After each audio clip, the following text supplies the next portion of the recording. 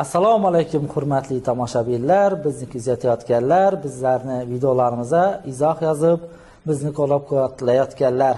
Sizlar bilan men Qodirov Umidbek, sinfdan efirga podkastini 4-sonida uchrashib turganimdan bag'oyatda xursandman. Bugungi bizning mehmonimiz Xonqa tuman ixtisoslashtirilgan maktabning matematika fani o'qituvchisi Matahubov Aybek ustoz bo'ladi. Xush kelibsiz ustoz. Rahmat ustoz katta. Aybek ustoz haqida ozgina ma'lumot beradigan bo'lsam, oliy toifali matematika o'qituvchisi, milliy sertifikat A+ daraja, A+ daraja, 70% ustama sohibi, umuman zo'r ustoz. Xush kelibsiz ustoz. Rahmat ustoz. Avvalambor hammaga assalomu alaykum. Maktabimiz o'quvchilari va bizlarni kuzatib turganlar, shu kanalning a'zolari hammaga salom. Xo'p. Taklif etganingiz uchun katta rahmat ustoz.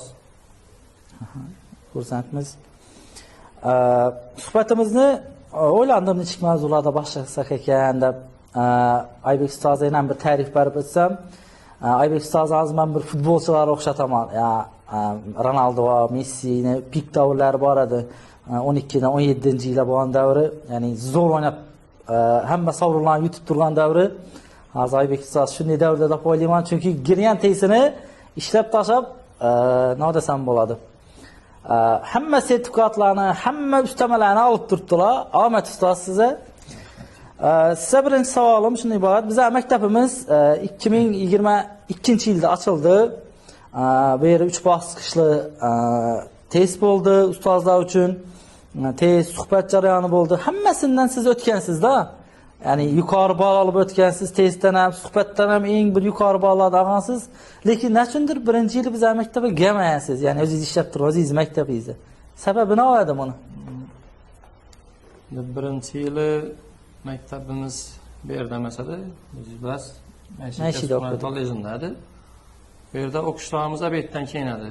Menda asosan darsdan keyin repetitorlik bilan shug'ullanaman. O'quvchilarim bor, abituriyentlarim. Xo'p, birinchi yil o'tadigan bo'lsam, bu o'quvchilarim dars o'tayotgan qoladi, qo'shimcha darslarimizni. Ular ichida o'qisha topshiradigan o'quvchilarim bor edi. Ko'pchilikni nima deydi, kelgusidagi hayoti bevosita shu ish bilan bog'liq edi. O'zi ko'pchilik bizani o'ylaydi-da, bu hozir Xonqa tuman ixtisoslashgan maktabi desa, hamma zo'r sharoitlari bor deb tasavvur etadi. Lekin eng bosh shunday bo'lmagan axir. Bizani hatto zdaniyamiz ham yo'q edi. Biz maishiy avvalgi maishiy kollej, hozirgi birinchi son kasb hunar maktabida obyektdan keyingi seminar o'qiyadik. Ustoz o'quvchilari bor, shuning uchun kelib bilmadingiz. Umuman bu maktabga kirish jarayoni juda ham qiziq bo'lgan, har xil gaplar bo'lgan. Masalan, katta kanallarda ustozlarning nimalarni o'qib qolganman-da, izohlari. Masalan, bu maktabga girishda nohaqlik bo'ldi, tanish bilish oldi degan gaplarni eshitib qolganman. Bu fikrlarni chiqarishamiz, shunday fikrlar. Men ham eshitdim to'g'risi. Testdan o'tdik. Test o'tgandan keyin suhbat jarayoni bo'ldi-ku. Baribir suhbatda o'zini o'qituvchilari o'tadi. Shundan gap so'zdan eshitdik, lekin suhbatga borganda bunday emasligini men o'zim ko'zim bilan ko'rib, guvoh bo'lib keldim. Chunki suhbatni agentlikdan, ya'ni Toshkentdan ustozlar kelib o'zlari oldi suhbatni. Bu yerda birov yon bosish yoki birovni chetlash holatlari kuzatilmadi. Shaffof o'tdi deb aytib bilaman. Har kim savolni yarasha ball oldi, javobini yarasha ball qo'yildi. Men o'zim ham umuman o'ylamadim maktabga giraman deb. O'zim haqqimdan bir ozgina aytib beradigan bo'lsam, shunchaki bir internetdan ko'rib topshirganman, lekin ishonmaganman. Ishonmasligimning sababi bor. Chunki bundan oldin grant o'qiganman. Grant o'qiganlar bitirgandan keyin ishga majbur edi-da. Sistem grant o'qigansiz bilasiz. Men har oyning 6-chislo kuni Xonqada bandlik degan markaz bor. O'sha markazdagi ishlar ro'yxati chiqadi-da, borib o'tirardim. 3 oymi 4 oy borib o'tirdim. Chiqadi telefon urasan, yo'q ish. Chiqadi telefon urasan, yo'q. Umuman bir ishonchim ham qolmayotdi-da, lekin agentlik maktablari menimcha haqiqatan shaffof bo'ldi deb o'ylayman. Ayniqsa men o'zim suhbat etgan ustozni juda ham hurmat etaman, juda ham bir aurasi baland ustoz edi, hozir ham taniyman. Toshkent Prezident maktabidan ana tilchi ustoz Zulfiya Rashidova. Yaqinda borganda salom aytib berdim, o'zini ko'rmadimda, seminarga borganda. Xullas, shunaqa yana ustozlarda nimalar bor? Shu o'rinda aytib o'ting. Bu maktabdan ishlatib ishga girsa bo'ladi degan savollar bor. Bu maktabga ishga girsa bo'ladi. Biza maktabda har yili yozda vakant beradilar. Masalan, o'tgan yil informatikalar vakant berdilar. Undan oldingi yil qaysi fan, biologiyamidi, huquqqa berdilar. Har yil yozda qaraysiz biza maktabda ish o'rinlari bo'lsa, albatta vakant o'rinlar chiqadi. Men ham maktab haqida fikrimni aytib o'tsam bo'ladimi? Men ham birinchi o'qishni bitirgan yilim ish topish qiyin bo'lgan.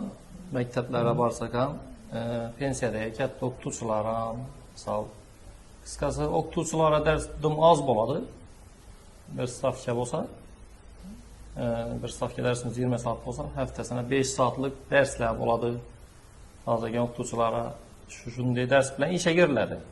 Deyarli maktabda shuningdek bo'ladi. Ish topishdan qiyin. Xo'p. Mana birinchi yili albatta ochiqni aytarish kerak. Tanish bilish orqali 5 soat dars topdim. Ko'p emas. Lekin fa'na qiziqishim bor avvaldan. Misol o'qiydigan bola bo'ladigan bo'lsa, o'zim ajab shug'ullanaman, xarmayman. Challi bo'lsam. Aytgandan o'sish davrimi o'zimni bir karyeramni yasash, shunday niyatim bor. Go'shli o'qituvchi bo'lish, go'shli o'quvchilarni tayyorlash, olimpiadalarda o'rin olish niyatim bor. Shuning uchun doim harakatda bo'laman. Misol, variant ishlayman, toza materiallar, o'quvchilar bilan ko'p shug'ullanaman. Xo'p, maktablarda hozir esa bera girinchamacha bo'lgan davrda aytib o'tadigan bo'lsak, boshqa maktablarda ta'lim sistemasi, hattoki ta'lim sistemasini anglashni qo'yaylik. Oddiy kollektivni olib qaraydigan bo'lsak ham, bu kollektivda bir ko'pchilik maktablarda eski zamonni qoidalari, qonunlari hozir ham bor. Misol, boshliq odam, direktor odam aytdim, aytish kerak. Komissiyaga kelsa qo'rqish kerak. Shuna o'xshash qisqasi katta odamlardan bir hayiqish nima bo'ladi boshqa kollektivda. Lekin bu kollektivda misol o'zingga ishongan o'qituvchi, o'zga uchun ishongan. Asosiysi bu yerda darsingizni yaxshi o'tsangiz bo'ldi. Bu direktor bo'lsin, boshqa bo'lsin, uni o'z gapingni, o'z fikringni deng pog'onada turib so'zlab bo'ladi. Bu direktor ekan deb gap olib qolib, yo bu yoshlar ekan deb gap olib qolish, komissiyaga kelyapti deb qo'rqib ham o'zi taxlash, unday narsalar kuzatilmadi bu yerda. Hamma o'zining ishini puxta, o'zingning ishingga puxta bo'lsang, demak hech kim jag'laba qilib bilmaydi. Shu holatlari mana maktabni yaqdi. Boshqa maktablardan ajralib turadigan yer ham shunda. Haqiqatan direktorimizdan eslab o'tsak, hozir direktorimiz boshqa ish o'tib ketdilar. Behzod Saidov zo'r direktor edi. Men har doim ta'rif beraman direktorlarga. Boss bo'ladi, lider bo'ladi. Boss bu faqat aytgan natiradan bir buyruq beradi, uni bajarish kerak. Lider esa ko'rsatib beradi. Menimcha avvalgi endi hozirgi sobiq direktorimiz lider deb o'ylayman. Hammani eshitadigan, qo'llab-quvvatlaydigan. Tilakdoshimiz yangi direktorimiz ham xudo xolasa shunday bo'lsin deb umid etib turibmiz. Endi bilmaymiz kim bo'ladi direktor. Mayli suhbatimizni davom ettirsak, fa'na qaytsak-da, ustozlik umuman. Ba'zilar shunday fikr aytadi-da, shunday fikr yuriydi. Ustoz uchun bor va doskani o'zi bo'lsa kifoya deydilar. Siz shu fikrga qo'shilasizmi yo boshqaroq fikringiz bormi? Boshqachalar. Doğrusu misal men internetdan video darslarni ko'rsam, qaysidir bir mavzularda tushunmovchilik bo'lsa, video darslarni ko'rsam, ustozlar intellektual doskalardan foydalanadilar, zo'r foydalanadilar. Doğrusu o'zimda uncha nima deydi, ko'nikma yo'q doskalardan foydalanishda. Asosiy men bu yerda yozib, ko'pincha aniq fan bo'lgani uchun misol masala ko'p ishlaymiz biz. Shuning uchun video darsdan ko'ra ko'proq men doskada shug'ullanaman o'quvchilar bilan. Doğrusu ikisini farqlab bilinman. Birisi yaxshi, birisi yomon deb aytib bilinman. qaysidan yaxshi foydalanib bilsak, shu ko'proq samara beradi deb o'ylayman. Endi biza ustoz shunday bir dunyoga kirib keldikda, raqamli dunyo deydi, sun'iy intellekt deydi. G'alati-da. Masalan, sun'iy intellektni men o'zim birinchi o'rganishga harakat etaman, chunki bilaman, agar men o'rgatmasam, bolalar shundan foydalanib mana aldiyjak bo'ladilar-da. Masalan, prezentatsiya tuzibga desam, o'zim o'rgataman, bu sayt bor, gammadan sayt bor masalan, yoki ham bir sayt boshqalarda tuzmanglar, men bilaman uni deb. Sizdan nechik matematikani nechik ta'sir bo'lib turibdi bu sun'iy intellektni, CI'ni?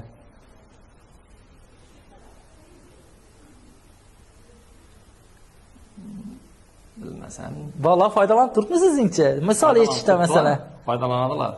Bu zararmi yo foydami? Nima deysiz? Ya ikki jihat ham bormi?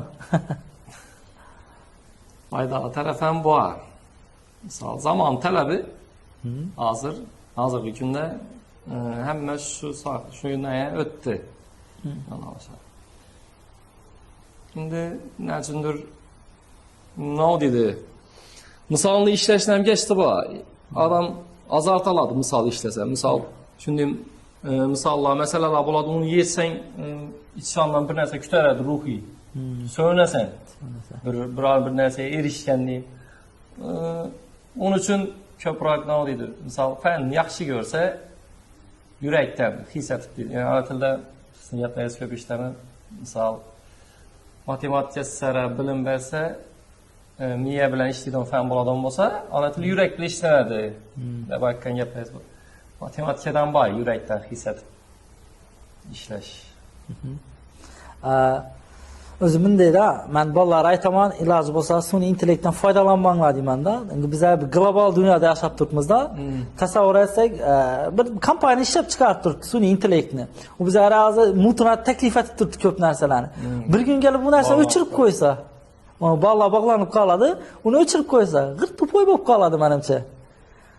Ya'ni insonni taqdiri, inson emas, mamlakat davlatimizning taqdiri birovlarning qo'lida qolib ketadi-da. Ko'rib turibmiz, rivojlangan davlatlarning hammasi matematika, fizika, umuman aniq fanlarga kuchli berib yotibdi. Ya'ni kuchli o'qishga harakat etib yotibdi. Menimcha bu bir vaqtlar ommaviy madaniyatda narsa tarqaladi-da, ommaviy madaniyatni boshqa bir yurtni zaiflashtirish uchun unga o'zini madaniyatini singdirish. Sun'iy intellekt ham shunday deb o'ylayman. Hozir bizlarga tekina taklif etib turibdi, lekin bir kun bir knopka bilan o'chirib qo'yadi va biz hech nimani bilmaydigan bo'lib qolishimiz mumkin. Shuning uchun menimcha misollarni sun'iy intellektda masalan bu narsa o'rganib qolsak, hamma narsani shu orqali ishlaydigan bo'lamiz-da. Misol sun'iy intellekt ChatGPTdan so'raydigan bo'lsak, shuna bog'lanib qolamiz. Keyinroq masala kelsa, shundan so'raymiz, yo'nalish beradi. Aytganingizdek bir kun kelib bu to'xtab qolsa, misol o'zimiz yo'nalish topishimiz kerak-ku. Qachondir. Shuning uchun baribir ham fikrlash doirasi keng bo'lishi kerak insonning. Men matematika haqida aytadigan bo'lsam, misol ko'pchilik o'quvchilar matematikada qiynaladi. Masalan, tabiiy fanlarga yo'nalgan qobiliyati bor o'quvchilar bor. Misol kimyo, biologiyani yaxshi biladi, tillarni yaxshi biladigan o'quvchilar bor. Matematika qiynaladi. Misol uchun oddiy biladigan narsasini ham shu matematika kitobida yozilgan, shu misolni ishlab ber deb aytsangiz, ikkilanib qoladi. Matematika degan so'zni eshitgandan so'ng ruhiy bosim oladi. Men ko'pchilik aytaman shu gapni. Bu fan quruq qo'shish, ayirish, ko'paytirish, bo'lish yoki sinus, kosinusdan iborat emas. Bu seni fikrlash doirangni kengaytiradi, hayotga qarashingni o'zgartiradi. Misol uchun oddiy hayotimizda pulni tejab ishlatishimiz ham matematikaga bog'liq. Misol uchun men yana kimyodan haqiqatan o'quvchilar keladi, kitobni ochib bersang tushunmay qoladi. Lekin oddiy nima deydi? Ko'chada o'tib borayotgan oddiy odam tutib, misol fandan yiroq odam tutib so'rasam ham shuni, savol bersam hayotga bu narsani tushuntirib berib biladi. Chunki to'g'ri endi matematika, lekin hayot ham matematikadan iborat. Ayrimchilar narada savollarda. Ayniqsa hozirgi raqamlashgan dunyoda. O'zingiz haqingizda bir savol berajak edimda, siz qanday ustozsiz? Qattiqqo'l ustozmi, yumshoq tabiatmi? Qattiq qo'lda bilmayman o'zimni.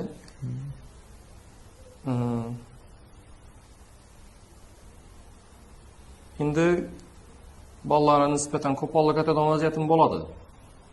Misol ishamiga salang, jahlas chiqishi mumkin. Shu vaziyatda men ko'pchilik holatda o'zimga nisbatan hazil, huzul, boshqa narsalarni nima deydi, hazm qilib bo'ladi, lekin bilmadim, kasbimga, fanimga nisbatan hurmatsizlik bo'lsa,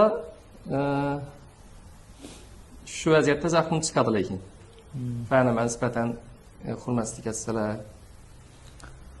shu holatlarda. Men o'zimga savol javob bersam, sira bizga bir savol bermeyeceksiniz. Mesela men o'zimni qattiq qo'l ustoz deb bilaman. Men birinchi girganimda bolalarga bir narsani o'rgataman. Dersimde fikrlash mumkin-u, gapirish mumkin emas. Buni farqi bor. Masalan, chet el kinolarini ko'ramiz ustozlar haqida. O'tiradilar, Mr. Jones, savol bersam baynama deydi. Mayli deb bir-biri bilan do'stona gapirishadi. Bolalar bilan, o'qituvchi bilan o'quvchi. Keyin bolalarga savol beraman. Nima uchun bunday gaplashadi-yu, biz gaplashib bilmaymiz. Masalan, hozir shu Yevropada o'qituvchini sho'rakkalib qo'ysak, u ham jahli chiqib, o'zini yo'qotib qo'yishi mumkin. Buning sababi bolalarimiz ko'pchiligi fikr bilan gapni farqlab bilmaydi. Darsda fikrlash kerak-da, fikr bildirish mumkin, lekin gaplashish bo'lmaydi. Uning farqi bor. Farqidan desa, fikrning arkasida dalil bo'ladi. Ya'ni fikr olsa o'ylanadi, ibn demaykan deydi. Gap bo'lsa shunchaki so'zlashib o'tiradi. Buni yoqtirmayman. Shu. Yana bolalar haqida gaplashsak, maktabimiz bolalar haqida ozgina so'zlashsak, ko'pchilik boshqa maktabda ustozlar, danishlar yoki ko'chada ota-onalar aytadi, "Sizlar maktabda bolalar zo'r bolalar" deydi. Men ularga boshqacharoq javob beraman. Bizlar maktabda bolalar emas, ularning ota-onalari zo'r deyman. Ya'ni bir qarashim bor-da hayotda. Kimni ota-onasi uyda qarasa farzandina, e'tibor bersa, u zo'r o'qiydi. Ya'ni oilaviy muhit ham bog'liq deb o'ylayman. Sizningcha nima shu fikr? Qo'shilaman. Oilaviy muhitda bog'liq. Chunki biz o'zlarimizdan, misol dars o'tishimizdan, boshqamizdan oilamizning muhitda bog'liq. Misol kimnidir o'yinda bir janjal yo boshqa narsa bo'lsa, o'qishga albatta ta'sir etadi u. Baribir oilada janjal bo'lib tursa, bu yerda kim o'qitsa ham u bolaning miyasiga girmasa kerak deb o'ylayman. Endi faqat janjal emas, men o'qitadigan bolalarim yoki men kasb-hunar maktabida ishlayman-da. Siz ham ishlansizlar. Kasb-hunar maktabida endi ko'pchilik fani qiziqmaydi. Keyin men sinf rahbari edim, bolalarning uyiga borardim o'sha payti. Keyin ularning uyindagilar ham qiziqmaydi-da o'qishga. Sababi shu ekan. Oilasi tinch, yaxshi kasb bilan shug'ullanadi, lekin o'qishga qiziqmaydilar. O'zi ko'pchilik menga aytadidan, bir so'z bilan maktabingdagi bolalarga ta'rif ber desam, men shunday deyadim har doim. Bizning maktab bolalari shu darajadaki, bir so'm sarflamasdan open budjetni yutib bergan bolalar ham bo'ladi. Haqiqatan open budjetni yutganda hech bir pul sarflamadik, ko'chaga chiqib yog' sotmadik, yo odamlar rosh tarqatmadik. Shu bolalarning o'zlari maktab uchun deb hammasi harakat etib yutdik. Shu darajada zo'r ovoz berdi bolalar. Endi men bir kun direktorning xonasida o'tirib edim. Direktorga telefon keldi. Qaysidir mahalla bor, shu taraflarda 4-5 marta yutdi. Shu Madirna Araqda, Naladami, Navoiy taraflarini bilmayman, qaysidir mahallani telefon urdilar. Bizlar bilan raqobatdashadi. To'xtanglar axir bizlar ham yetib olali, biz yog' tarqatib turibmiz. İltimas ettiler-da. Lekin biz avvalo to'xtamadi, biz kuch bilan oldi. Ustoz mazmunli suhbat uchun rahmat sizga. Yana bu ko'rsatuvimizda, ya'ni podkastimizda sizni kutamiz. O'tgan safar ham gruppa natijaga sashamda 100 ga yaqin o'quvchi like bosdi, demak hamma uchun qiziqsiz. Lekin dim cho'zilib ketsa bo'lmaydi-da podkast. Ya'ni odamlar ko'rmaydi hozirgi zamonda 40 minut, 50 minutli, shuning uchun iloji boricha qisqa mazmunli suhbat uyushtirishga harakat etib turibman. Suhbatning oxirida bir savol bilan tugatmoqchiman. Maktabimizda endi erkak o'qituvchilar ko'p va ko'pchiligi sportga qiziqadi, ayniqsa futbolni ashaddiy muxlisimiz. Shu maktabimizda o'qituvchilardan futbol jamoasi tuzib bersangiz, menimcha bizni kuzatayotgan o'quvchilar uchun ham qiziq bu. Darvozabon. Darvozaboni jismoniy tarbiyachi ustozimiz Dilshod ustozni qo'ygan bo'lardim. Ha, 4 ta himoyachi. Himoyaga o'zimdan qo'ysam bo'ladimi? Bo'ladi. O'zim ham himoyada qolgan bo'lardi. Markazda Aybek ustoz, yoningizda. Yana himoyaga Rufat ustozni qo'ygan bo'lardim. Rufat ustoz ingliz tilchi. 2 qanota. 2 qanota.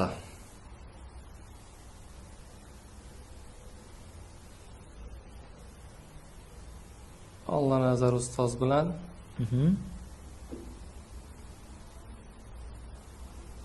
himoyada. Hop, Fazliddin ustoz birarsin. Fazliddin ustoz, Olanazar ustoz. Rahmat. 3.5 himoyachi etsak. Yarim himoyachiga Jamshid ustozni qo'yardim. Jamshid ustoz. Endi o'zi Jamshid ustoz hujumda yaxshi o'ynaydi, faqat hujumda o'ynasa o'zi o'ynaydi faqat o'zi. Shuning uchun hujum o'tkazmaslikka nodiga qaror qildik desam ham bo'ladi. Jamshid ustozni qo'yardim. Ha. Birinchi. Hop, yana 2 odam. Kim bor bizda futbolda?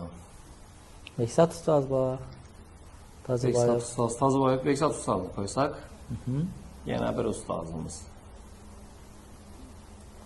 Sanjar ustoz deylik. Sanjar ustoz ko'p. 3 ta hujumchi kerak endi bizlari. Hujumchi Mansur ustoz, Mansur ustoz matematik, Umid ustoz o'zingiz. Kamina Kamtarin. Majburlikdan to'g'risi. Yo, yaxshi hujumchimi? Yaxshi. Xo'p, yana bir hujumchimiz. Munis ustoz menimcha. Munis ustozni qo'ysak bo'ladi, lekin rohat bilan o'ynasam o'ynarmi ekan ustozimiz? Munis ustozni qo'ygan bo'lardik agar o'ynasa. Aha. Maqtanib qo'ying, biz agentlik tizimidagi maktablarda o'rtasidagi chempionatda 2-o'rinni olganmiz. Qozog'iston 3-2 yutqizib o'xshaydi adashmasam finalda. Murabbiy kim? Murabbiy, xo'p, uni kimyochi ustoz kim desak, Qodirbek ustoz qo'ygan bo'lardi. Qodirbek ustozimiz, murabbiy. Futbolga qiziqadi, lekin murabbiylikka yaxshi nomzod deb bilaman. Jamoani tutib turib biladi. Endi ochiqni aytsam, himoyamiz zaifroq bo'lib qoldi nisbatan. Hujumga qaraganda hujumimiz kuchli bo'ldi deb o'ylayman. Eng yaxshi himoya bu hujum. Rahmat ustoz. Yaxshi. Shu bilan podkastimizni yakunlaymiz. Sog' bo'linglar, salomat bo'linglar. Qo'llab-quvvatlaysiz deb umiddamiz. Kommentariy yozinglar, izoh yozinglar, fikrlaringizni bildiringlar. Keyingi savollarda görüşguncha xayr.